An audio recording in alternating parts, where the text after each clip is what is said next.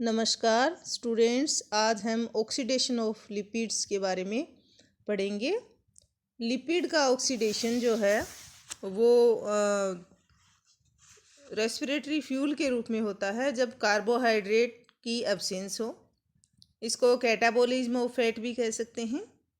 और कभी कभी ये प्रेजेंस ऑफ कार्बोहाइड्रेट में भी हो जाता है। कार्बोहाइड्रेट जब प्रेजेंस होता है ऐसी स्थिति में इसको हम बोलते हैं इंड्यूस्ड रेस्पिरेशन। अब जब प्रोसेस होता है तो उसमें फैट को हाइड्रोलाइसिस हो जाता है लिपेज एंजाइम की प्रेजेंस में, फैटी एसिड और ग्लिसरॉल में। तो लिपिड का ऑक्सीडेशन जो मुख्य रूप से जब स्टेप हैं तो सबसे पहले फैट से फैटी एसिड और glycerol. Fatty acid alpha oxidation या बीटा ऑक्सीडेशन से एसिटाइल कोएंजाइम ए, और acetyl coenzyme A further enters into glycoxylate cycle and converts into carbohydrate, और acetyl coenzyme if enter into mitochondria enters into Krebs cycle and produce ATP। दूसरी तरफ glycerol के further oxidation से pyruvic acid बनता है, और pyruvic acid के further oxidation से एसिटाइल कोएंजाइम में बना हुआ एसिटाइल कोएंजाइम में ग्लाइकोक्सिलेट साइकिल या क्रेब साइकिल के अंदर एंटर होता है, और क्रेब साइकिल के अंदर एंटर होकर विभिन्न प्रकार के कीटो एसिड्स का plus intermediate product plus assimilatory power और सबस्ट्रेट लेवल पावर का प्रोडक्शन होता है। और ग्लाइकोक्सिलेट साइकिल में जब एंटर करता है तो इट्स कन्वर्ट्स इनटू कार्बोहाइड्रेट।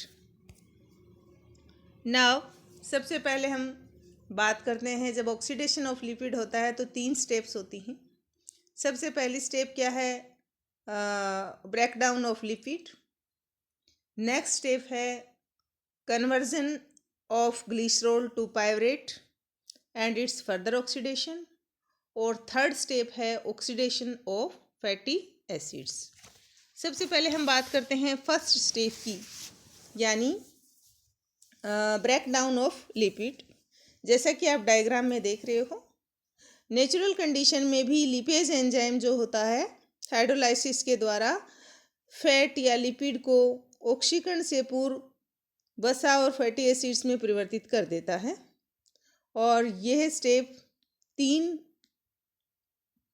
ये प्रोसेस जो होता है 3 स्टेप में कंप्लीट होता है। सबसे पहले अल्फा कार्बन पर क्रिया करता है, उसके बाद बीटा कार्बन पर क्रिया करता है। तो सबसे पहले हम डायग्राम में देख रहे हैं ट्राइग्लिसराइड, यानी alpha beta and alpha glycerol है, और ग्लिसरॉल के ऊपर फिर R1 R2 R3 3 R1 COOH R2 COOH R3 COOH fatty acid हैं। लिपेज एंजाइम्स क्रिया करता है पानी और कैल्शियम एक्टिवेटर की उपस्थिति में, और बनाता है, रिमूव हो जाता है एक फैटी एसिड अल्फा पोजीशन से R1 COOH, और वहाँ पर जुड़ जाता है H, और इसके कारण से बन जाता है अल्फा बीटा डाई ग्लिसराइड। क्योंकि अल्फा और बीटा 2 पोजीशन और रह गई हैं जिन पर ग्लिसरॉल जुड़ा, फैटी एसिड जुड़े हुए हैं। Now again lipase enzyme plus H2O plus calcium ion, यहाँ पर फिर से एक जो अल्फा कार्बन है जो कि R3 ग्रुप पर मौजूद है, R3 उसके ऊपर R3 COOH वाले पर है अल्फा, फिर से अल्फा कोई मुक्त करता है और बन जाता है बीटा मोनोग्लिसराइड, बीटा पर ही रह गया। अब उसके बाद फिर से again H2O plus calcium ion plus lipase enzyme, और फिर R2 COOH वापस अगेन यहाँ से लिबरेट हो जाता है, तो रह जाता है CH2OH CHOH CH2OH, यानी ग्लिसरॉल और फैटी एसिड्स अलग अलग हो जाते हैं। तो सबसे पहला triglyceride, lipase, alpha beta diglyceride, lipase, beta monoglyceride, और फिर glycerol plus R1 R2 R3 COOH fatty acids इसमें बन जाते हैं। तो सबसे पहला हो गया लिपिड का ब्रेकडाउन होते ही हमने क्या देख लिया कि फैटी एसिड और ग्लिसरॉल हो गए हैं। अब उनका फर्दर ऑक्सीडेशन, तो यहाँ अगेन यहाँ पर हम दूसरा देख रहे हैं conversion of glycerol to pyruvate, यानी ग्लिसरॉल का पायरेट में परिवर्तन और उसका ऑक्सीकरण। तो ग्लिसरॉल जो एटीपी से क्रिया करके ग्लिसरॉल फॉस्फेट बनाता है और ऑक्सीडेशन द्वारा क्या बनाता है, ग्लिसरॉल्डिहाइड 3 फॉस्फेट में परिवर्तित हो जाता है। तो यहाँ डायग्राम में आप देख सकते हो ग्लूकोज या ग्लाइकोजन दोनों ही जब ग्लिसरॉल्डिहाइड 3 फॉस्फेट से ही के रिजर्व से ही बनते हैं। तो ग्लिसरॉल एटीपी से क्रिया करता है और बनाता है ग्लिसरॉल फॉस्फेट, और जो फर्दर ऑक्सीडेशन से ग्लिसरॉल 3 फॉस्फेट में कन्वर्ट होता है और ये अल्टीमेटली या तो पायरेट में परिवर्तित हो जाता है, और पायरेट जो है एसिटाइल कोएंजाइम TCA साइकिल के थ्रू, और एसिटाइल कोएंजाइम A है ऑक्सीडेशन के द्वारा फिर एनर्जी का फॉर्मेशन करता है। उधर दूसरी तरफ या ग्लिसरॉल्डिहाइड 3 फॉस्फेट जो होता है ग्लाइकोलाइसिस के विपरीत जो प्रक्रिया होती है जिसको हम बोलते हैं ग्लूकोनियोजिनेसिस। ग्लाइकोलाइसिस के विपरीत प्रक्रिया को हम क्या कहते हैं, ग्लूकोनियोजिनेसिस, जिसमें ग्लिसरॉल्डिहाइड 3 फॉस्फेट जो है वो कन्वर्ट हो जाता है रिवर्स ग्लाइकोलाइसिस के द्वारा ग्लूकोज या ग्लाइकोजन में। तो इस प्रकार से ग्लिसरॉल का पायरेट में परिवर्तन या ग्लिसरॉल का ग्लाइकोजन या ग्लूकोज में परिवर्तन, यही कहलाता है ग्लिसरॉल का ऑक्सीडेशन। नाउ अगेन यहाँ पर ग्लिसरॉल का ऑक्सीडेशन होता है तो glycerol plus ATP alpha glycerophosphate plus ADP और alpha glycerophosphate plus NAD dihydroxy acetone phosphate plus NADH2। Now again further यहाँ पर हम जब बात कर रहे हैं तो उसके बाद है नेक्स्ट थर्ड स्टेप आती है, वो है oxidation of fatty acids. Fatty acids का ऑक्सीडेशन। फैटी एसिड का ऑक्सीडेशन मुख्य रूप से 2 पाथवेज के द्वारा होता है, जिसमें एक है अल्फा ऑक्सीडेशन और दूसरा है beta oxidation. Generally beta oxidation जो है वो एनिमल्स के अंदर नूप ने सबसे पहले देखा, प्लांट, और बाद में प्लांट टिश्यूज़ में भी इससे संबंधित एंजाइम्स की खोज हुई। और बीटा ऑक्सीडेशन माइटोकॉन्ड्रिया में होता है और ये भी बहुत सारी स्टेप्स में कवर होता है। उसके अलावा इसके अंदर पाया जाता है जब फैटी एसिड का जो ऑक्सीडेशन जो है बीटा ऑक्सीडेशन या अल्फा ऑक्सीडेशन हो सकता है, और दोनों ही प्रक्रियाओं के द्वारा एसिटाइल कोएंजाइम का फॉर्मेशन होता है।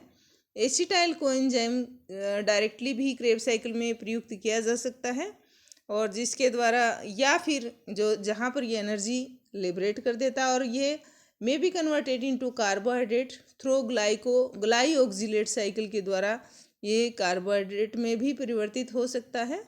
Glycerol after oxidation produce pyruvic acid which enters into mitochondria and get converted into acetyl coenzyme and produce energy. दूसरी तरफ फैटी एसिड जो हैं वो undergo 2 degradative routes, alpha oxidation and beta oxidation. अब हम बात करते हैं अल्फा ऑक्सीडेशन की। अल्फा ऑक्सीडेशन का मतलब है oxidation of alpha carbon atom, और जब हम बात करते हैं बीटा ऑक्सीडेशन तो इसका मतलब होता है oxidation of beta carbon atom. तो पहले केस में जहाँ पर एक मॉलिक्यूल CO2 का रिलीज होता है एक साइकिल में, और वाइल दूसरे केस में यानी बीटा ऑक्सीडेशन में 2 molecule are released in the form of carbon release in the form of acetyl coenzyme A। ये है, यानी जब बीटा ऑक्सीडेशन होगा तो एसिटाइल कोएंजाइम लिबरेट होगा 2 कार्बन वाला, और जब अल्फा ऑक्सीडेशन होगा तो एक कार्बन के रूप में CO2 बाहर निकलेगी। यहाँ R CH2 यहाँ पर हमने फैटी एसिड देख रहे हैं। तो इसकी पोजीशन कहाँ पर है? अब यहाँ इस पे देख रहे हैं, ये एक CH2 तो अल्फ़ा दिखा रहा है और एक बीटा। अगर यहाँ से अल्फ़ा पोजीशन से कार्बन हटता है तो ऐसी स्थिति में हम इसको बोलते हैं अल्फ़ा ऑक्सीडेशन। अगर बीटा पोजीशन से कार्बन रिमूव हो रहे हैं तो ऐसी स्थिति में हम इसको कहते हैं beta oxidation. Carbon in fatty acids generally numbered from carboxylic and. Carboxylic and से शुरू होता है नंबरिंग, यानी इधर से COOH ग्रुप की तरफ से। तो 1 2 3 इस तरह से carboxylic carbon is carbon number 1 और carbon number 2 adjacent to carboxylic group. और वो कार्बन नंबर 2 कौन होता है? Alpha carbon. कार्बन नंबर 3 होता है बीटा कार्बन। इस तरह से अल्फ़ा बीटा गामा इस तरह से शुरू होते हैं। कहाँ से? कार्बोक्सिलिक ग्रुप की तरफ से हम कार्बन के नंबर के ऊपर मार्किंग करना शुरू करते हैं। तो COOH वाला जो होता है 1 carbon, CH2 alpha carbon, CH2 दूसरा है वो बीटा कार्बन, फिर गामा इस तरह से चलते चले जाते हैं। तो कौन सी पोजीशन से कार्बन का रिमूवल हो रहा है वो कहलाता है अल्फ़ा या बीटा ऑक्सीडेशन। अब हम सबसे पहले बात करते हैं alpha oxidation of fatty acid. Alpha oxidation जो है प्लांट से रिपोर्ट किया गया, एनिमल्स में इसको नहीं देखा गया। इसमें लॉन्ग चेन वाले फैटी एसिड्स जो होते हैं, जिनकी लंबी चेन होती है लगभग 13 कार्बन एटम्स या मोर देन 13, इस तरह का ऑक्सीडेशन शो करते हैं। सबसे पहले इसको मार्टिन और स्टम्प ने ग्राउंड नेट के कोटलीडन को देखा था, इस पाथवे। ये पाथवे जो है मुख्य रूप से 2 स्टेप्स में कंप्लीट होता है। फर्स्ट स्टेप है फैटी एसिड एल्डिहाइड में परिवर्तित हो, यानी प्रोक्सीडेशन ऑफ फैटी एसिड। और दूसरी स्टेप होती है, पहली स्टेप क्या है? फैटी एसिड का एल्डिहाइड में कन्वर्जन, और या इसको हम कह सकते हैं पेरोक्सीडेशन ऑफ फैटी एसिड। और दूसरी स्टेप है ऑक्सीडेशन ऑफ एल्डिहाइड, या हम कह सकते हैं hydration of aldehyde and dehydrogenation of hydrated aldehyde to form fatty acid with 1 less carbon atom, यानी एक कार्बन एटम से कम में वो शो कर रहा है। तो सबसे पहले हम पहली रिएक्शन में यहाँ पर हम डायग्राम में क्या देख रहे हैं कि फैटी एसिड हमने लिया लॉन्ग चेन वाला RCH2 CH2 CH2 COOH, यानी फैटी एसिड। हाइड्रोजन पेरोक्साइड है। फैटी एसिड पेरोक्सीडेज एंजाइम की प्रेजेंस में और चेंज हो जाता है fatty acid aldehyde with 1 less carbon, एक कम कार्बन वाला फैटी एसिड एल्डिहाइड में परिवर्तित हो जाता है। और जिसमें क्या होगा, जैसे RCH2 CH2 COOH तो है H2O2। ऐसी स्थिति में क्या बन जाएगा? RCH2 CH2 CH2 CHO में परिवर्तित हो जाता है। तो ये बन जाता है पेरोक्सीडेज एंजाइम की प्रेजेंस में, इसका फॉर्मेशन कर देता है aldehyde of fatty acid with 1 less carbon. Now again next step में पानी की प्रेजेंस में fatty aldehyde change into new fatty acid with 1 less carbon, यानी NAD प्लस NAD से NADH2 का फॉर्मेशन होता है। और यहाँ पर एंजाइम है एल्डिहाइड डिहाइड्रोजनेज एंजाइम की प्रेजेंस में, फैटी एल्डिहाइड डिहाइड्रोजनेज एंजाइम की प्रेजेंस में, जो कि सीधा ऑक्सीडेशन से संबंधित होता है।